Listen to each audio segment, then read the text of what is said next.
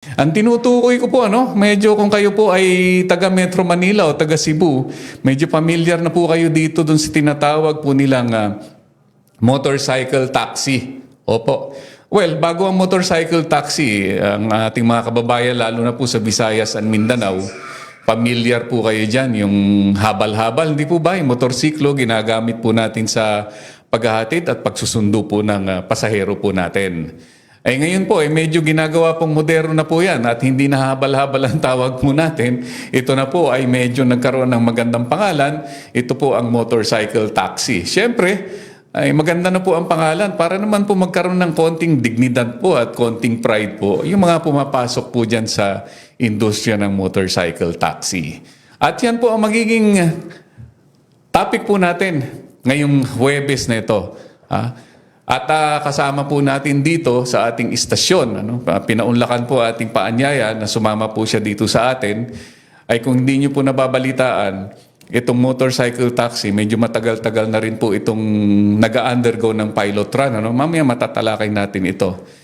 At nitong matapos na po ang pandemya, ay napag-desisyonan po ng LTFRB sa pamagitan po ng kanilang technical working group na medyo napapanahon na para naman palawakin ang coverage at mga sumasali po sa industriya po ng motorcycle taxi. At mayroon pong isang bagong participant dito po sa motorcycle taxi at siya po ang ating makakasama sa ating programa ngayong araw.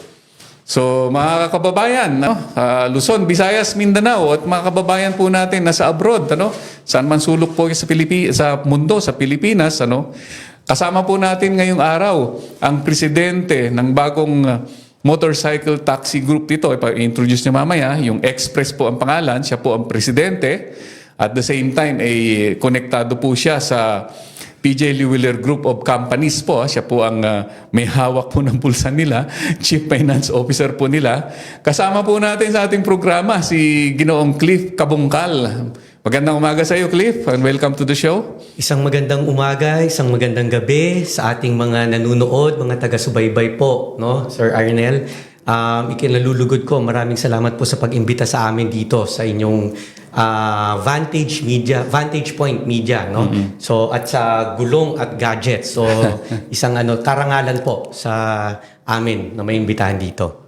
Ay isang karangalan din po na pinaunlakan po ninyo yung imbitasyon po namin para makasama po kayo dito. Tama-tama po, mainit pa ating programa, bagong-bago.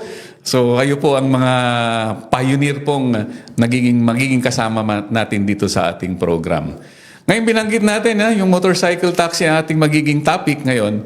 Ay itanong na po natin kaagad-agad kay Ginoong Cliff, kung ano itong bago ninyong project dito sa motorcycle taxi? Sir Arnel, tama po tayo dito na kami po ay isang pinakabago na nabigyan po ng lisensya ng ating TWG, ng ating gobyerno para mag-operate po bilang isang motorcycle taxi company. Nabigyan po kami ng lisensya noong Disyembre at inalulugod po namin ipahayag po na live na po kami, nagsisimula na po kami mag-onboard ng ating mga drivers at meron na rin po kami sa Google Play Store. Yung app po natin ay available na rin po sa Google Play Store. Itong Express pong ito, masasabi ko pong isa sa mga sangay ng PJ Llewellyn Group of Companies. Kung aking may bahagi lamang po na ang PJ Llewellyn Group of Companies po ay yan po ang brand po namin ay Cebuana Llewellyn. Sa karamihan po kilala po kami sa sanglaan, pero po marami na rin po kami iba't ibang negosyo. Malakas po kami sa banking, malakas po kami sa insurance, malakas po kami sa mga pera padala at nandyan rin po nga mga sanglaan. At ito po nabanggit ko, isa pong sangay sa aming negosyo itong Express po, motorcycle taxi. Actually, meron rin po kami yung sa 4 wheels po. May TNC na rin po kaming lisensya noong Disyembre. Yun nga itatanong ko dahil although pag-usapan natin motorcycle taxi, yung po bang nakuha ninyo sa LTFRB ay pang 2 wheels ba o may kasama rin po kayo sa mga pangkotse, yung tinatawag nating mga TNBS? Meron po, sa kabutihang palad po, nagkaroon rin po kami, nag-apply kami ng lisensya for a TNC, At nabigyan po tayo ng lisensya noong Disyembre. Actually, mamaya po may babanggit at may babahagi ko rin po, no, na kahit po yung delivery, food delivery, tsaka parcel delivery, and may application, may pending application din po kami para makakuha ng lisensya doon. Kung aking modesty aside po, no, siguro kami lang po ang kumpanya na magkakaroon po halos ng 3 lisensya, no, na merong food delivery, parcel delivery. Meron din po kaming 4-wheel taxi, TNC, at saka 2-wheel motorcycle taxi sa Pilipinas. At again kung titingnan po natin, no, ito isang bahagi sa malaking ecosystem na aming tinatawag, no. It's part of the community that we serve. Kaya nga po, hindi lang po sa pagiging motorcycle taxi kami, this is part of a bigger picture of the Cebuana Luwilier Group of Companies. Medyo enlightening yan. No? So, kung tama yung narinig ko, no? So, ang plano po ninyo doon sa Express ay hindi lang ito motorcycle taxi, kundi parang isang kompletong transportation hub ba ang tawag dito? Actually, masasabi ko pong isa po itong platform po siya, no? Na para part of the financial inclusion na tinitingnan po ng Cebuana Luwilier Group of Companies, no? Ang aming founder po, ang aming presidente sa grupo, ang chairman namin sa Express na si Sir John Henry Luwilier. Ang kanya pong talagang vision dito sa kumpanyang to financial inclusion. Bakit financial inclusion? Anong kinalaman ng mobility sa financial inclusion? No? Tinitingnan po namin ang partner drivers namin bilang isang mga entrepreneurs. No, mga nano-entrepreneurs or micro-entrepreneurs. Dahil kung titingnan po natin ang modelo na to, sila po yung mga negosyante rin in their own right. No? And nabanggit nyo po dun sa opening, no? Ang maganda po is nabibigyan natin ng dignidad ang itong mga dating naghahabal-habal. Ito, we can put them in a formal sector already. And maging entrepreneur sila on their own. Imagine yung dating habal-habal na hindi natin nakikita kung magkano kinikita, magkano ba talaga yung cash flow nila. Kapag ka naipasok po natin na legitimize po natin yung kanilang ginagawa pang araw-araw na hanap buhay, ang kagandahan po niyan, pwede na may record na sila, may data na sila, may information na sila na pwede nilang i-share or pwede nilang ipakita sa mga financial institution katulad ng Cebuana Luwilier. Nabanggit ko nga po, may bangko kami. Imagine, may record na kayo magkano yung kinikita nyo araw-araw. Pwede po natin maipakita yung record na yon at mas madali na kayo makautang. Akin lang maibahagi, dagdag ko lang bahagi, no, na sa kagandahan po nitong Express, may collaboration din po kami sa mga affiliate companies namin. No? Last year po may tinaguyod po ang Cebuana companies na tinatawag naming Global Cebuana at saka Cebuana Cycle. Ang kagandahan nitong dalawang affiliate companies namin na to, no, kung meron akong motorsiklo ngayon na sabihin na natin magiging 5 years older na siya, no? Ito hindi na po tatanggapin sa MC Taxi. Kasi nga po, under the rules po ng MC Taxi, dapat 5 years and below. Yes. Ngayon, paano na yung hanap buhay mo? No? Tatanggalan ka na ng hanap buhay. Pwede na, kung isa ka ng rider sa amin, tapos kailangan mo mag-upgrade, pwede namin kayong mai-refer dun sa Cebuana Cycle na company. Itong Cebuana Cycle na to ka-joint venture namin yung Global Dominion Finance Incorporated. Ito po isa sa malalakas at pinakamalaking nagpapautang ng mga motorsiklo dito sa Pilipinas. Okay. So imagine, yung power ng isang micro-entrepreneur to have access to these financial services, no? Pwede rin po siya magkaroon ng, aside from yung sa pangungutang nga po ng motorsiklo, no, bank account, no, modesty aside po, ang aming Cebuana Luwilier Bank, no, nasa mga 7 million clients na po yan. Wow. Hindi po kami kilala pero 7 million na naman po yun. No? Modesty aside lamang po yan. No? And ang dati po sinasabi po ng ating mga underserved communities, ang hirap magbukas ng bank account. Yes. Daming requisitos. No? Pero natibag namin yung pain point na yon. No, sa pagka magbukas ka ng bank account sa amin, easily 5 minutes lamang po pwede na. Okay. And that put us a challenge further. Sabi nila, bank account, tabuksan natin. Ngayon, paano insurance? Meron din po kaming insurance brokerage. No? Be it yung sa fire, sa kotse, meron din po kami. And sinasabi po nila, ang ating mga not financially literate communities, hindi po bibili ng insurance. Masasabi ko po, mali po yun. No?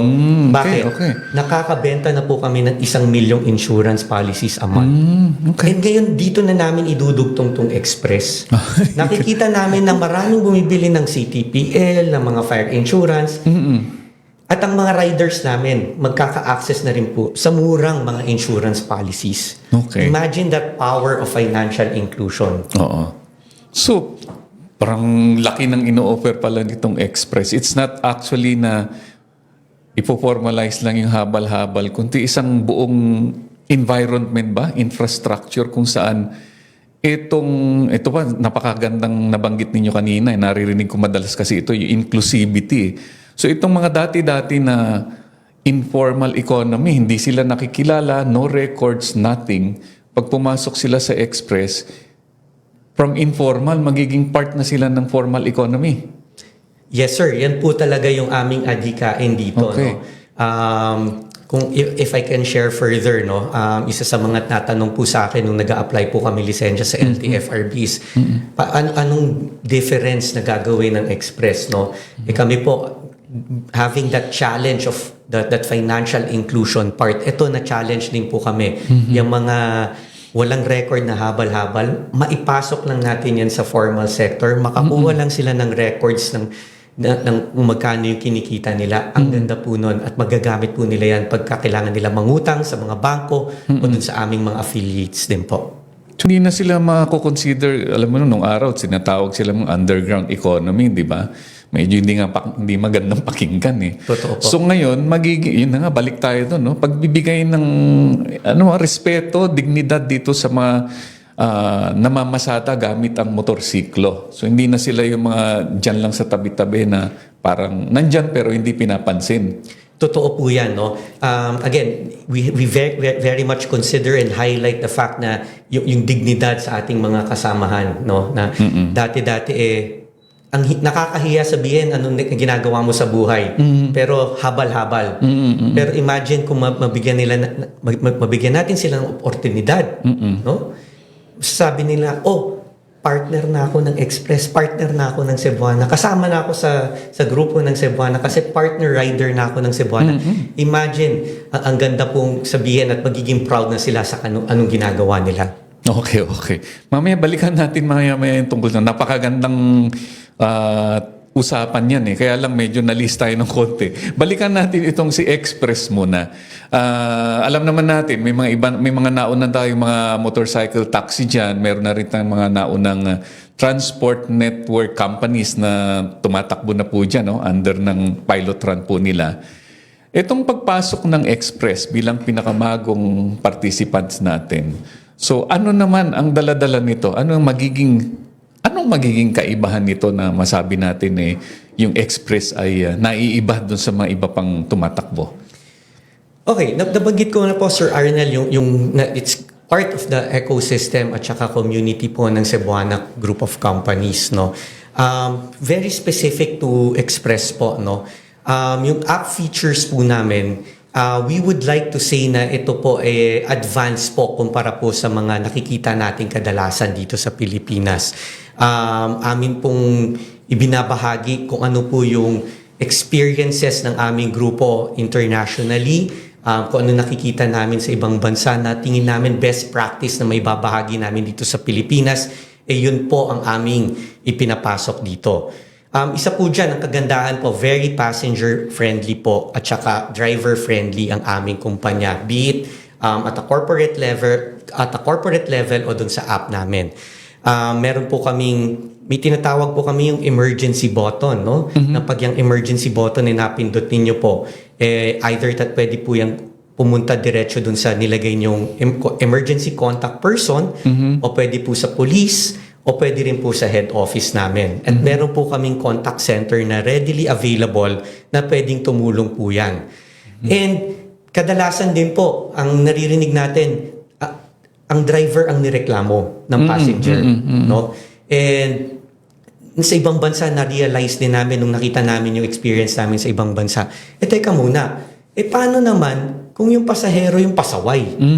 Diba? Kawawa naman din yung driver. And yan rin po ang mga naririnig naming mga komento ng mga driver na, teka, pasaway, nagtapon ng basura yung passenger, kumain, Yes. iniwan lang yung basura doon. Kawawa naman yung driver. Kaya po dun sa app namin, naglagay rin kami. You can also, ang mga driver can also rate their passengers. So it will be a two-way rating, no? And that would help, no? In terms of protection of the driver and at the same time protection of the passenger too, no? And very stringent din po ang aming mga pag-onboard ng mga drivers, no?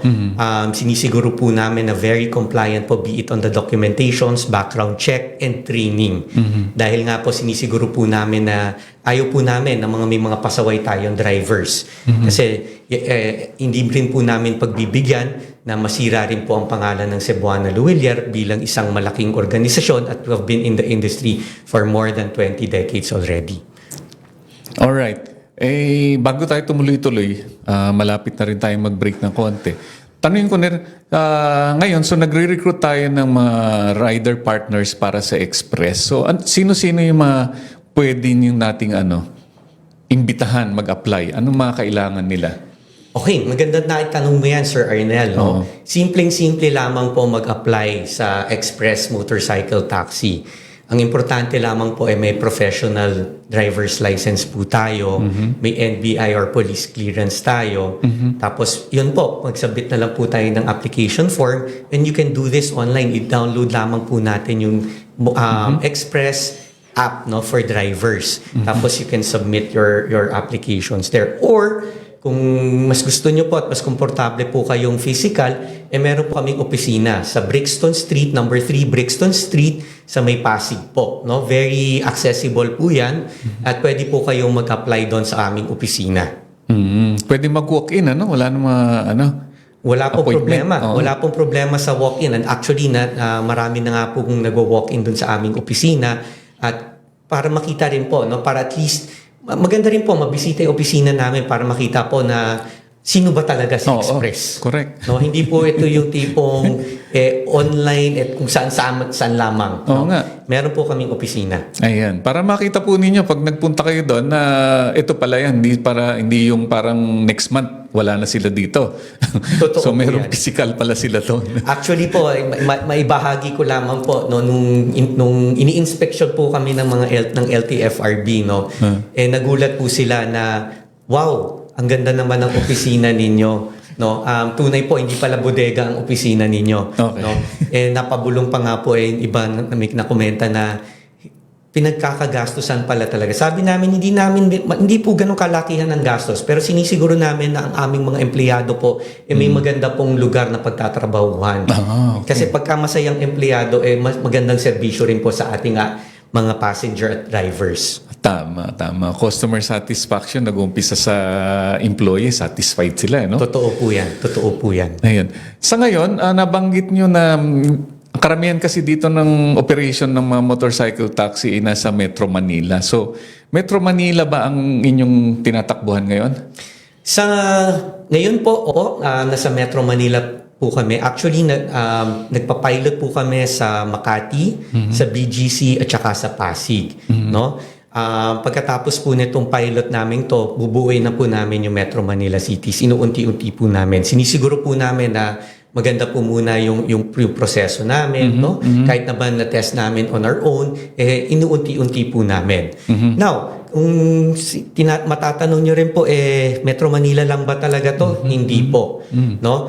Ating tandaan po na ang Cebuana Luwilier Group, meron po kaming more than 3,200 branches nationwide. Oo nga. And mas nangangailangan po kami sa ibang mga lugar. Ang pangarap po namin, no, hindi lang po pangarap, ang aming plano ay mapunta po kami sa mga probinsya na kung saan nangangailangan po ng ganitong serbisyo.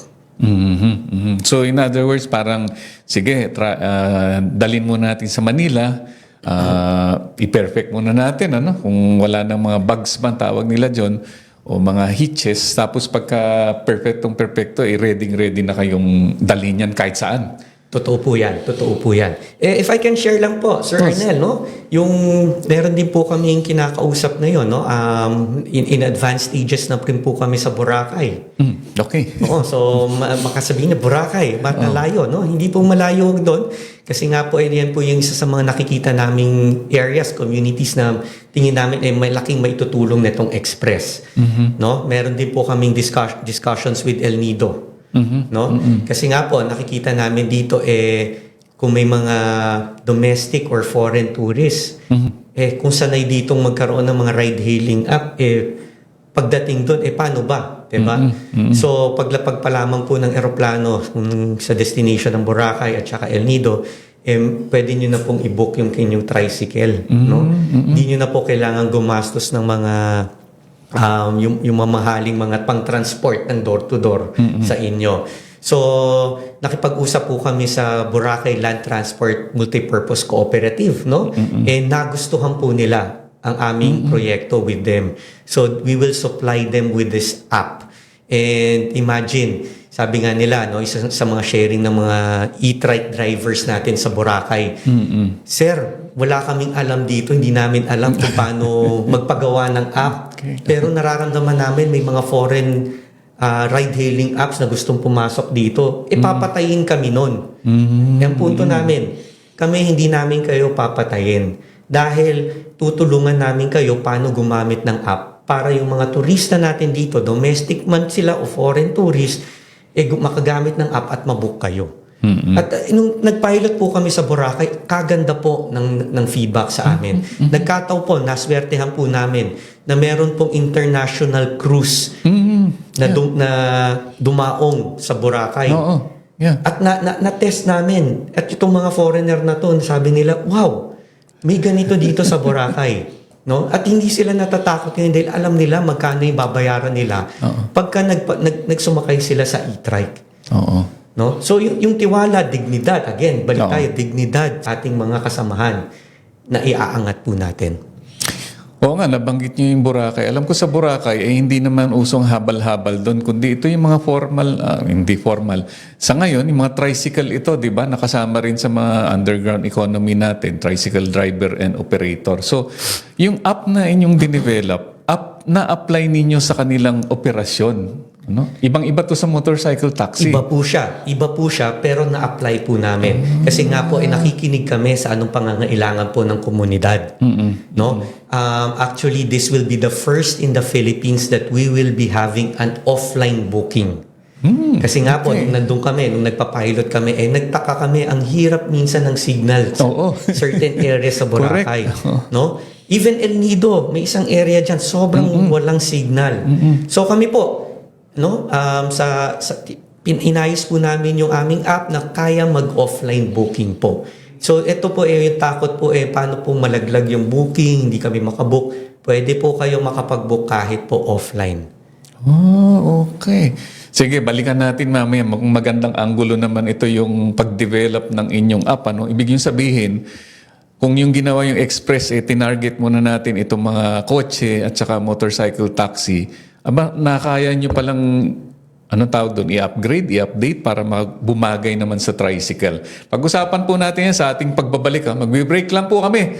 Sa aming pagbabalik po, tuloy-tuloy po aming usapan dito sa Gulong at Gadgets. Pag pinag-uusapan po natin ang Express na bagong super app na meron TNC, TNBS at meron ding MC Taxi. So, tandaan po ninyo. At ito, tuloy-tuloy po tayo. Kasama po natin ngayong araw ang hindi ho kinatawan, kundi presidente mismo ng itong Express Super App na bagong participant po ng TWG sa motorcycle taxi at meron na rin po rin silang TNC para naman po sa mga TNBS na patatakbuhin po nila. Kasama po natin si Ginoong Cliff Kabungkal. Good morning again, Cliff.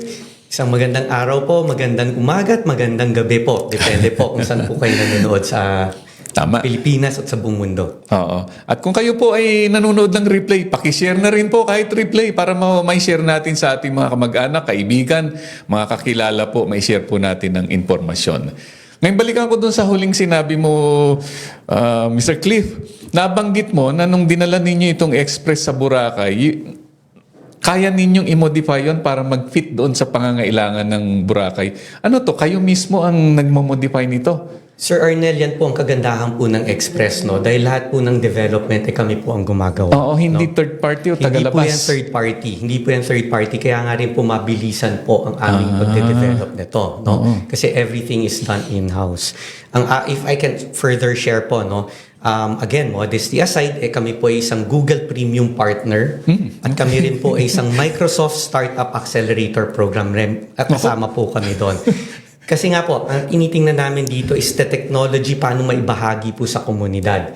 No? Kasi with all of these projects, programs that we have with Express, we want to make sure po na kung ano po ang kailangan, we can immediately provide the community that we serve. Hindi po ito yung tipong, ito yung kailangan ng komunidad, tatawag ako kung saan-saan, tatawag ako, magpapa-approve ako kung saan-saan.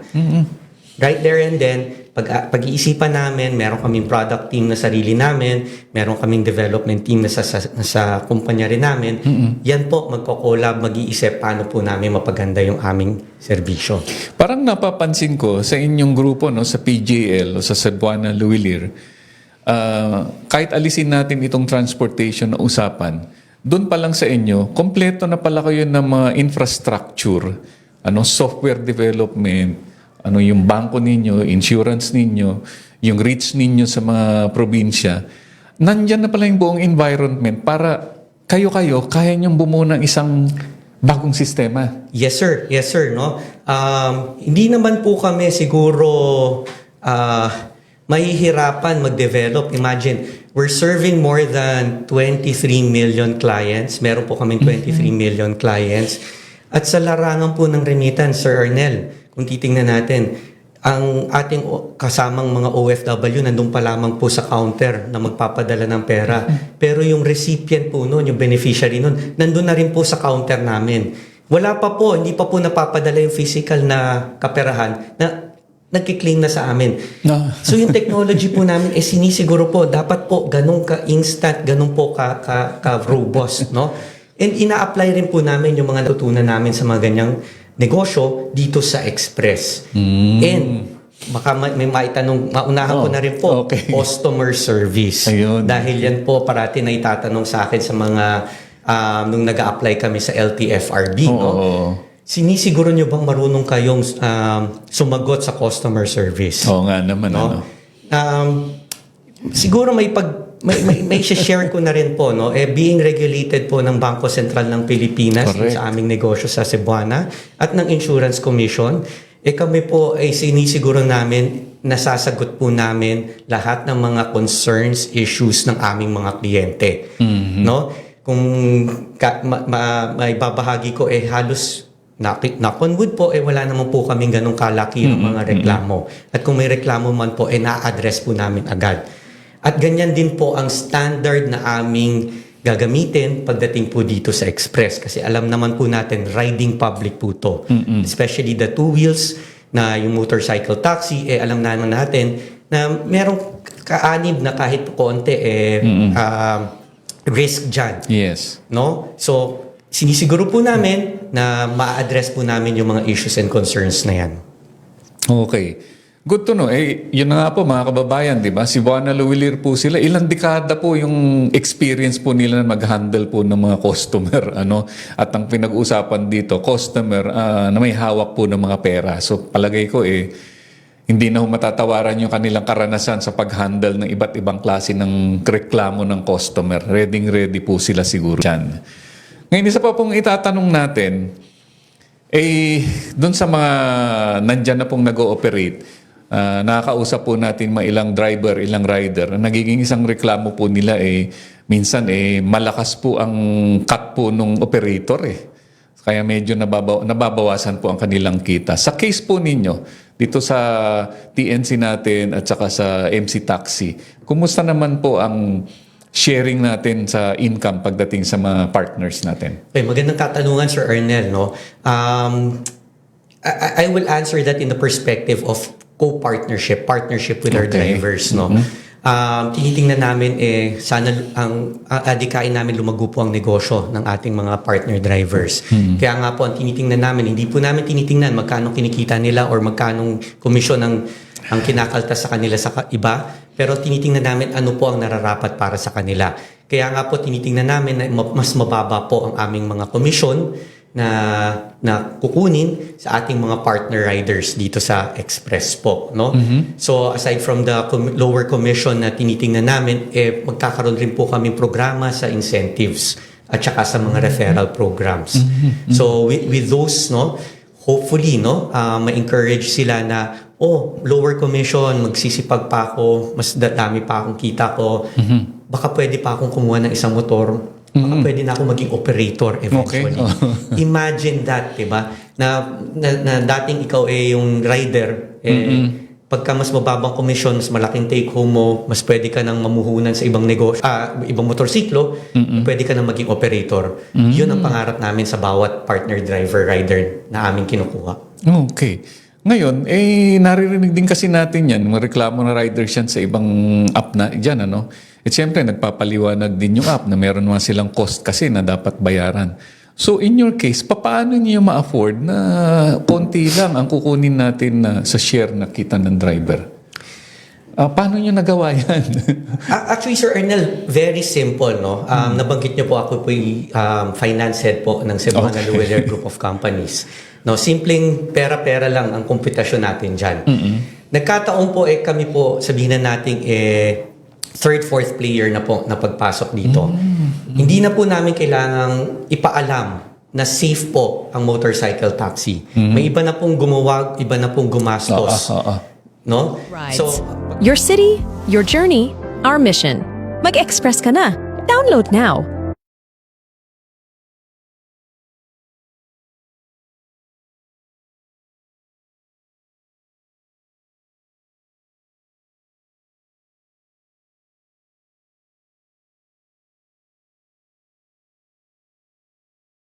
Isa pong malaking factor po yan, no?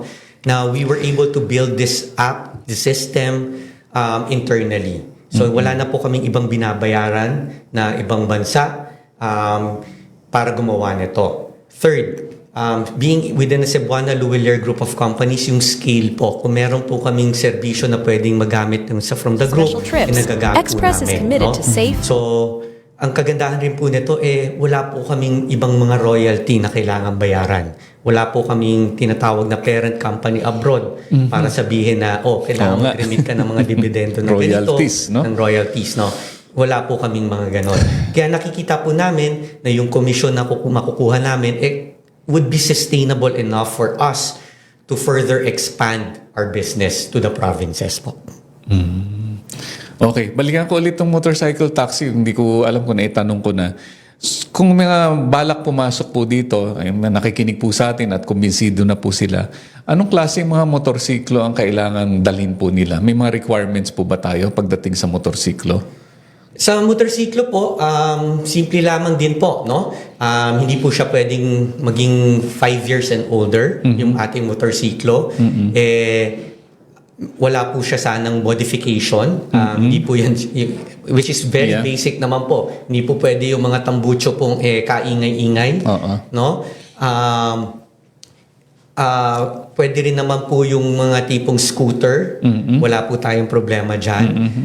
Sana po nakarehistro po dun sa pangalan ng rider. At kung wala naman po, kung hindi naman po at hinihiram lamang po niya, bigyan lang po siya ng authorization ng may-ari. Okay. Kasama po ng ID ng authorization ng may-ari na pinapagamit po sa kanya yung motorsiklo. Dun sa mga may-ari naman ng kotse na gustong pumasok po sa inyong four-wheel service, ano naman ang kailangan nila? Ganon din po, application form. Tapos yung sasakyan po, kailangan din po merong rehistro o RCR. Tapos 5 years old din po ang tinitingnan natin. 5 years and older, hindi po natin may itatanggap dahil ito po yung nasa batas. Tapos kung kahit po meron na silang TNVS sa ibang mga transport network companies, pwede po silang pumasok sa platform natin. No? So be it meron na po silang TNVS sa ibang platform or new, pwede po, pagka new po, pwede po kayong mag-submit ng application form sa amin. No? Either online or pwede po kayong bumisita sa aming opisina sa may Brixton Street, Pasig, no? Okay. At isubmit niyo po doon yung application. At doon po, no, tutulungan po namin kayo kasi naayos na rin po namin yung proseso at sistema namin with the LTFRB, no? So madali po ang tinitingnan po namin ease of doing business with us po ang Correct, aming tinitingnan dito.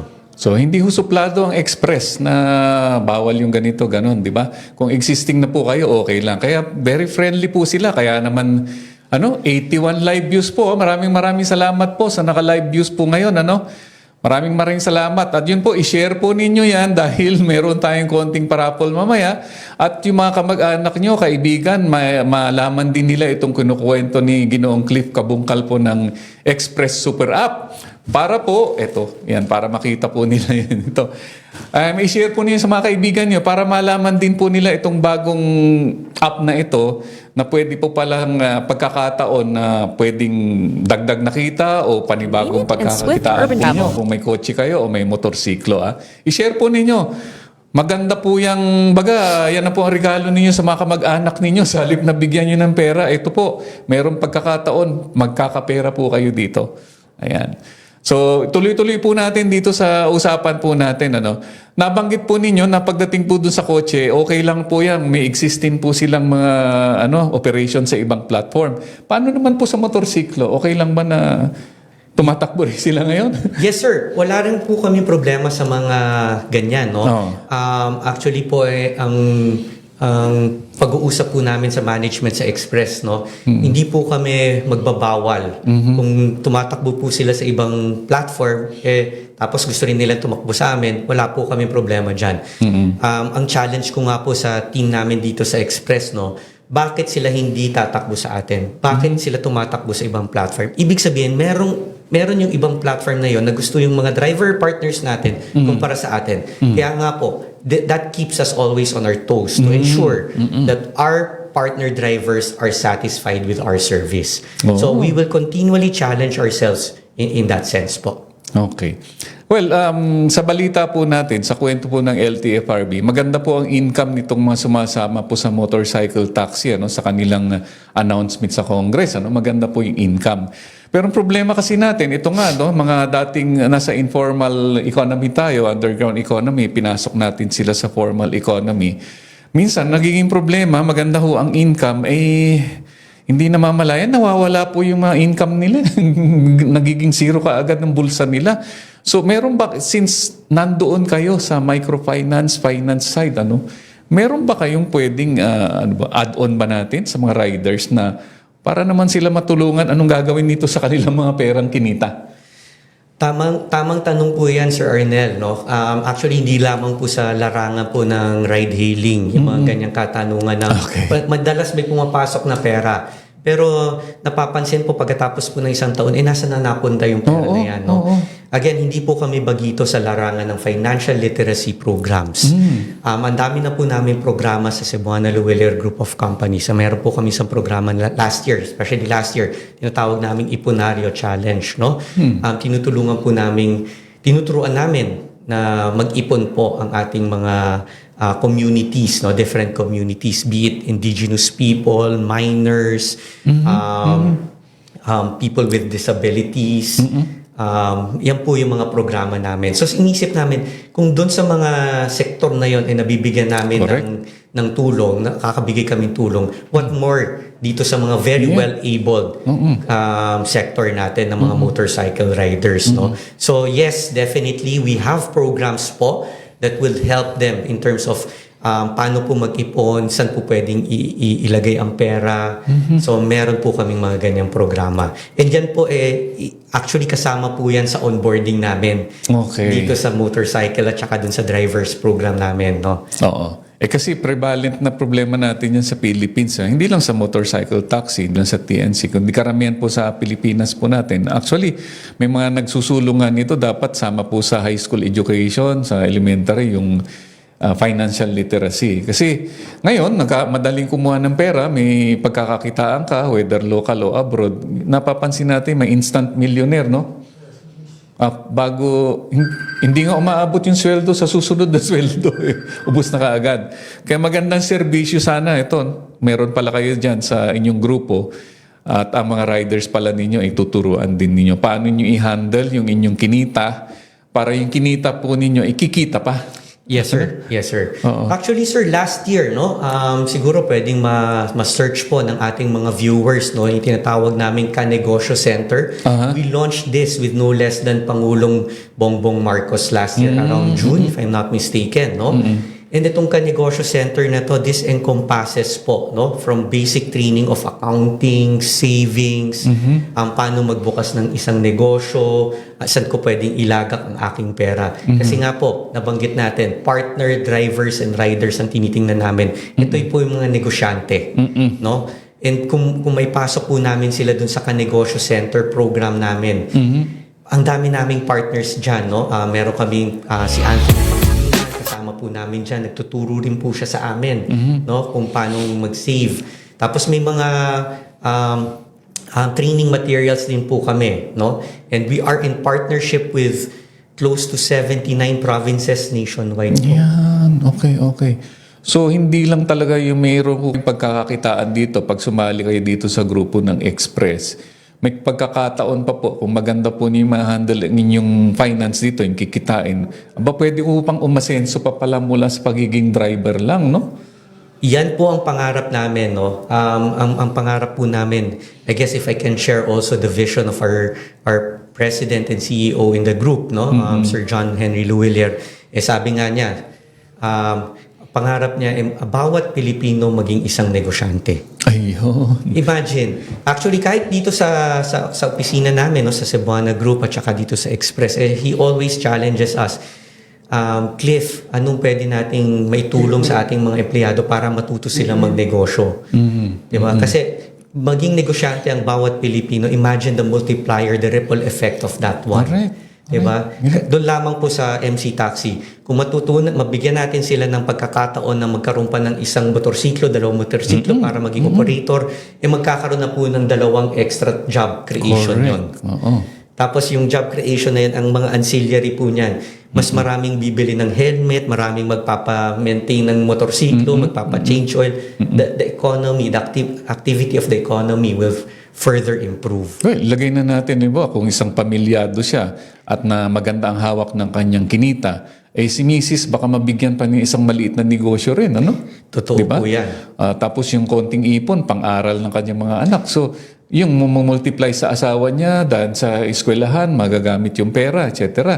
Ngayon, kung hindi naman siya pamilyado, yung kapatid po niya, yung bunsong kapatid na naghanap ng pagkakakitaan, pwede po nating matulungan dun sa kung maganda ang hawak po ninyo sa inyong kikitain mula dito. Totoo po yan. Kasi nga po, yan po yung hangarin at adikain po ng grupo namin. No? Nasisiguraduhin po namin, lahat po tayo umasenso kung nasaan po tayo ngayon. Kung mayaman ka na, sana yumaman pa. Kung may kakulangan ka, sana mabuno natin. No, ma-bridge natin ano yung pangangailangan para nga po matugunan natin ang ating mga pangangailangan. Hindi lang ngayon at para po sa kinabukasan. Oo. Ngayon pupunta ako dito sa app kasi baka ito mga tanong ng mga hindi lang po mga riders, ano, medyo karamihan ng usapan natin kanina riders. Sa mga pasahero naman nagagamit ng app. Ano naman po itong pinaka-concern kasi ng mga pasahero, yung safety po nila. Ano ba ang mga meron dito sa app natin na it will assure na safe po ang masasakay dito? Okay. Maibanggit ko lang po, no? Yung una po talaga, Experience yung sa seamless driver bookings. pa lamang po, Real- grabe po ang aming screening, no?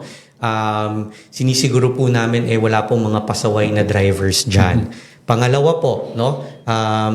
Meron po kami yung safety and security button, no? Na kaya mong i-share yung location mo dun sa kung kanino mo man, kunwari sa kapamilya mo o sa sa mga kasama mo na gumimik. Kasi kadalasan yun, nasan ka na? No? Okay ka ba? Nakauwi ka ba? No? So ito, you can share your location to May them. mga No? text me pag uwi mo ha. O Mga yun, ganon. ito, masishare mo yung location mo, no? Para instantly matatrack kung nasaan ka. No? Okay. At ito pa ang isang maganda dito. Nabanggit ko nga po, no? Cebuana Luwilier Insurance Brokers, yun yung isa sa mga negosyo namin. Okay. Lahat po ng ride po, pag sa Express, insured po kayo. Hindi lamang po yung passenger, pati po yung rider, yung driver. Okay. So pati yung pamilya ng rider medyo kampante rin sila at may Yes, sir. coverage. Ano? Yes, sir. Yes, kung sir. sakasakali, wag naman sana mangyari, pero kung sakasakali, ay sagot po kayo ng insurance coverage. Yes, at ang sir. insurance ninyo ito. Kasama, party po yan doon sa brokerage namin, no? Actually, sir, ano na po, hindi po yan option, no? Kasi pag nag-book ka, kasama na po yan. At okay, yung okay. presyo po niyan, hindi mararamdaman ng riding public. Okay. Good. Galing. Well, yun nga, kasama pala sa environment ninyo na merong insurance coverage sila. No? Hindi na kailangan maghanap pa na sinong insurance provider, magpa-bidding pa. Sa inyo na mismo yan. So, part pa rin ng mga savings na nagagawa ninyo. No? Correct po. Tama po yan. Kaya nga po, talagang it's an ecosystem that we work with. No? It's a community that we serve. Oo. Ngayon, aside from the safety and security naman, tungkol naman sa mapping ninyo sa tracking, meron kayong special feature na naririnig ako. Ano ba tong special feature ng inyong mapping system? Okay, ito benepisyo po to sa mga drivers at riders natin, no? Kasi nga po sa mga nung nag-FGD kami, focus group discussions, tinatanong namin, ano bang tingin nyo ang makakatulong ang app sa inyo? I would like to say na isa lang po kami ngayon, no, na may ganito, being our partner with Google nga po, meron po kami tinatawag na driver heat map. Ano po itong driver heat map na to? No? Makikita po ng driver kung nasaan po ang maraming nagbo-book na passengers. Sa app nila, no? Sa app nila ng driver. So, hindi na nila kailangang mag-waiting tumambay sa isang lugar at magdasal na sana may malaglag sa aking booking. Oo, okay. No? So, ito makikita nila, dito sa lugar ng kanto ng Domingo ang maraming pupunta na ako doon. Lalapit na siya doon. Lalapit na siya doon. So, wala na siyang waste of time nag-aantay ng pwedeng wala. Yung palang kinalalagyan niya, wala naman palang magpapasayro. Exactly po. No? So ito, pwede na siyang pumunta dun sa lugar na yun. And at the same time, sa pananaw po ng passenger, alam na nila na maraming nagbo-book dito, hindi tayo mag-aagawan. Kasi nga po, dun mapupunta po yung mga drivers. No? So we call it a driver map, heat map, that provides access to drivers na even, dun sa lugar ko, wala. So kailangan kong pumunta sa ibang lugar. Hindi na rin po maaksaya oras niya at saka makikita niya, itong time na to talagang matumal. Pwede ako mag-ibang negosyo muna o manatili muna ako sa bahay. Hindi na ako iikot-ikot hanggang maubos ang gasolina ko. Alam naman po natin, kataas naman po ng gasolina na natin ngayon. Maganda tong actually, sa PUV modernization, isa sa mga problema nito, yung maraming jeep, konti pasahero. Maraming pasahero, konti ang jeep. Yung route rationalization nila. Sa tricycle, ganun din. Daming nagkukumpulan tricycle dun sa Bukana. Ang mga pasahero na nandun naman sa looban. Ang ganda pala nito, sana ma-expand ito, yung banggit ninyo mamaya. Yes, sir. Yes, yun po talaga yung adikain namin dito, ma-expand pa to. No? Isa sa mga programa ng aming chairman sa Express na si Sir John Henry Luwilier, AI-driven, data-driven din po kami. Okay. Imagine kung may data kami na to, siguro next question, anong may babahagi ng Express sa TWG, ng LTFRB? Ito po the data that we will be having. Makikita namin with this heat map, itong areas na to maraming passengers at this given point in time. At this day, marami. Pag ganitong araw, konti. So again, ang dami pong pwedeng magamit itong mga data na makokolekta po namin. Makakatulong po to sa TWG. Oo, tamang-tama na banggit mo. Since yung motorcycle taxi po natin ay nasa pilot run po ngayon. At bilang pilot run, lahat po ng information, lahat ng data, lahat ng technology, lahat ng learnings na malalaman dito, hopefully, ito po magiging basihan nung gagawing permanenteng batas para ang motorsiklo ay pwede na pong ipampasada. At kung ito po ay makikita ng mga gagawa po ng batas, maganda po nila makita ito. Kasi napaka-critical nito yung pagbalanse po ng bilang ng maghahatid at saka bilang ng ihahatid. Totoo Kasi po. pag unbalance, sayang gasolina sayang pera, sayang oras. Totoo po. So ang ganda pala nito. Actually, sir, if I can share further, no, in terms of yung ano pa po ang kakaiba sa app namin, may bahagi ko lang na we are also developing, no, once we have enough data already, na kahit yung mga pagewang-gewang na motorsiklo, madedetect po ng app namin yan eventually.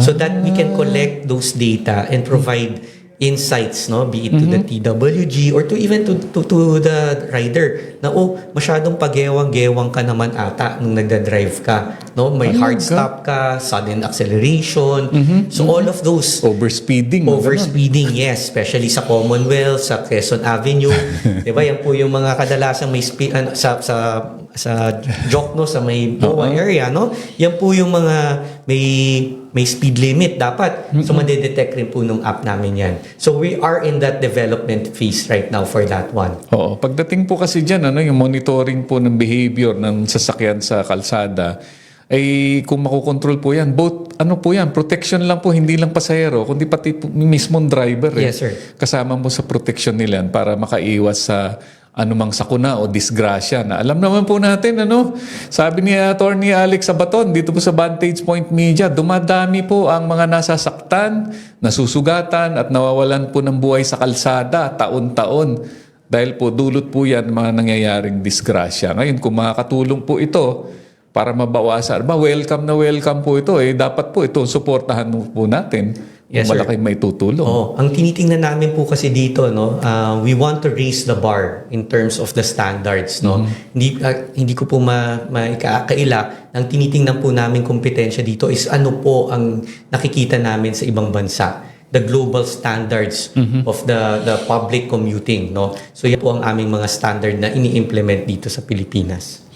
Ngayon, pinag-uusapan po natin sa ngayong araw, itong Express Super App na bago pa ito, Disyembre pa po nakakuha ng permit at lisensya mula po sa LTFRB sa nitong Disyembre lang. Kaya mainit pa po ito. At kasama po natin ang kanilang presidente mismo, si Ginoong Cliff Kabungkal. Magandang umaga ulit sa iyo, Cliff.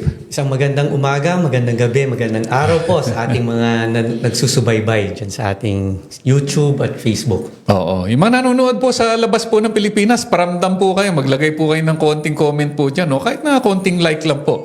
Magparamdam po naman kayo at maramdaman po namin. At sa lahat po ng mga nag-share po, meron po tayong konting raffle.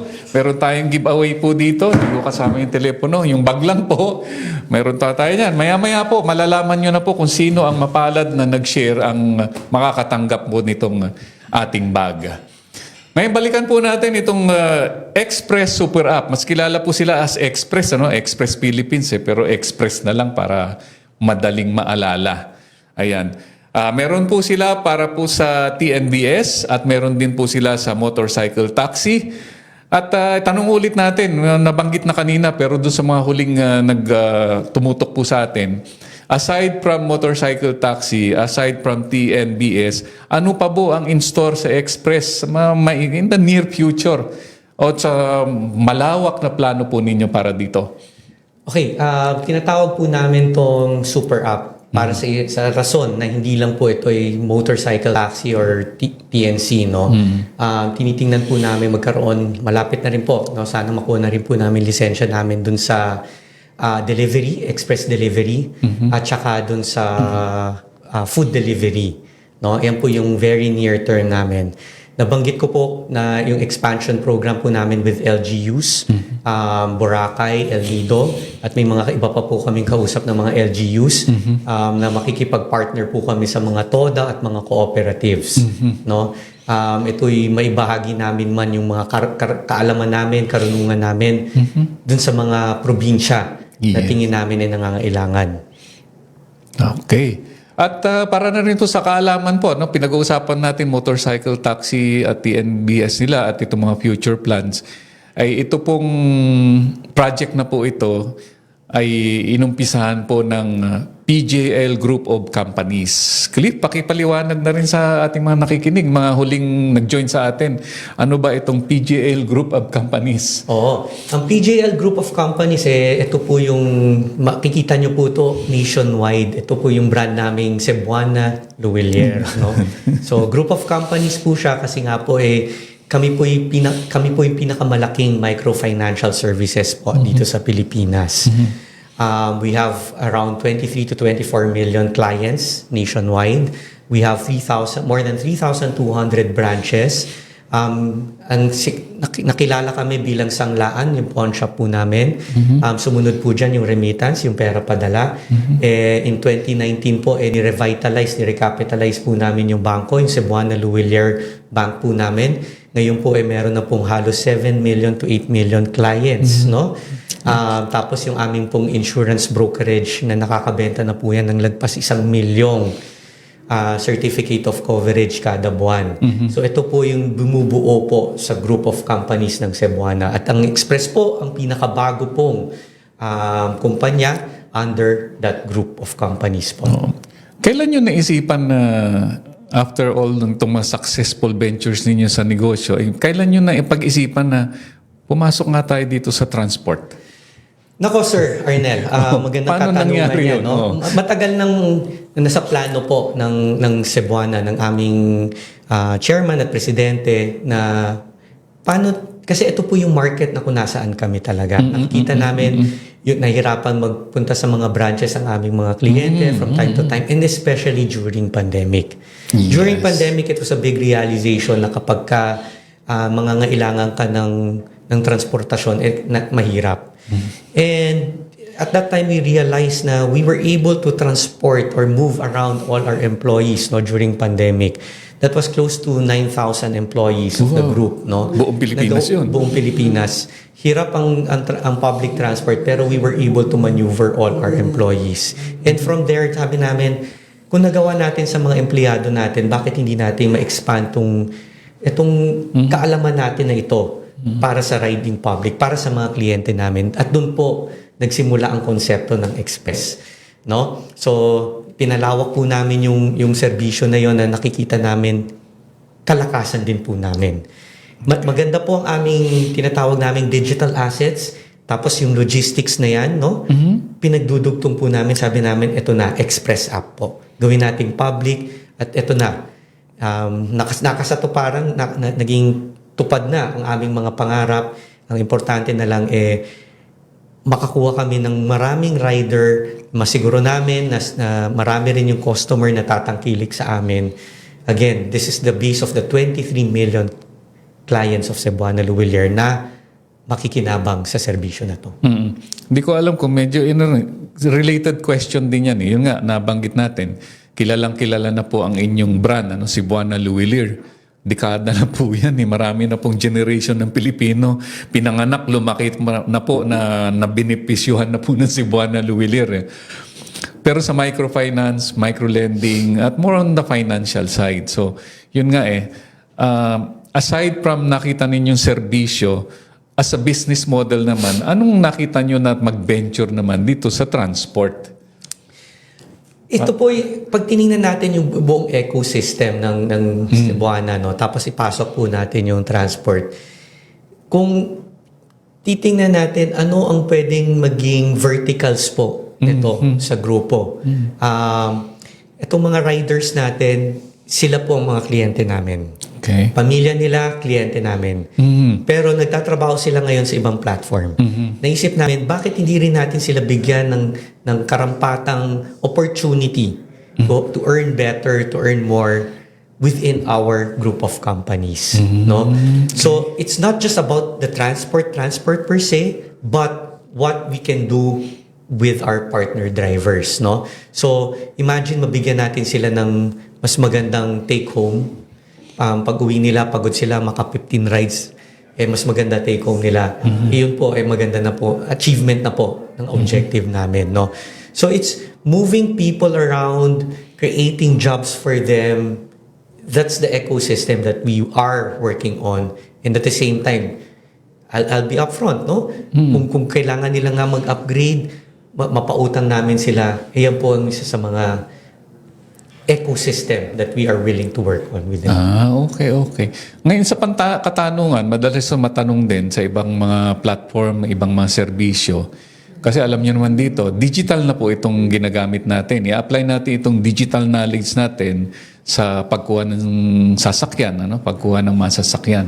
So involved po dito yung mga impormasyon po ng ating mga kababayan. So paano natin mag-guarantee yung security ng mga impormasyon na yan? Mahigpit ngayon yan sa mga ganyan. Oo, totoo po yan. Especially we really have to comply with the data privacy. No? Kaya nga po, we uphold the highest standard in terms of data privacy, security. Yung standard po, na nabanggit ko po kanina, no, na yung group of companies po namin, meron dyan regulated ng BSP, meron din po regulated ng Insurance Commission, at regulated din po yan ng data privacy ng National Privacy Commission. Sanay na po kami dyan, gamay po namin anong mga kailangan at hindi pwedeng gawin. Yun po ang standards na ina-apply rin po namin sa Express. Kaya nga rin po, no, kung titingnan natin yung mga user experience, hindi rin po namin, we don't discount the fact that we should ensure the privacy, yet the customer experience remains to be on top of mind. Kasi meron dyan po mga masasabi nating apps na sa sobrang secure, ang hirap na pong gamitin. No? So we balance out security and at the same time customer experience. Na kung ma-download nyo po yung app namin sa Google Play, kung masusubukan nyo po, no, as less than 2 minutes, kaya nyo na pong mag-register. Alright. Okay, mga listeners po natin, mga nakatutok po kayo dyan, mga naka-live po tayo, dumating na po yung time. Ito na po yung time na i-award na po natin itong napakakandang laptop bag po natin sa ating mga nag-share. Ito, ayan na po ang ruleta. Panoorin po ninyo, sino po kaya ang mananalo dito. Ayan, ready na ba? Ready? Go! Sino ang mananalo? May pangalan ba ako dyan? Sino? Si Angel ba ang mananalo? Ayan, ang winner po natin si Ira Monica Taguba. Ayan, congratulations sa'yo na to at pumunta ka dito sa aming istasyon. Diyan sa comment section, malalaman mo paano makukuha itong premyong nakuha mo. Maraming salamat at congratulations. Meron ka ngayong bagong laptop bag. Ayan. So, balik tayo dito sa ating kasama dito kay Ginoong Cliff at kung saan na umabot ang aming usapan. Pero alam nyo, nag-umpisa po kami sa motorcycle taxi, ang usapan po namin. Pero lumawak po ang aming usapan. Nandyan na rin po ang kanilang TNC at TNBS service na meron na rin po pala. At meron silang in the pipeline, hinihintay na lang po ang mga permits para po ma-activate po naman po nila yung delivery service, pagkain o parcel. At napakinggan din po natin yung kanyang vision po nila in the near future, yung kanilang vision po na maipasok din po sa formal sector yung mga kasamahan po nating nagtatricycle, kasamahan po nating mga ibang public transport pa. So in the sense, na-discover po natin dito sa ating programa na ito palang Express Super App ay isang buong transport system pala ito pag pumasok. Ayan. Sana magkaroon ng ganyan sa mga PUB natin at saka iba pang mga service o baka kaya rin yun to in the future. Ayan. So, ano pa bang mga hindi natin na take up, Cliff? Baka meron ka pang ibang impormasyong gustong i-share.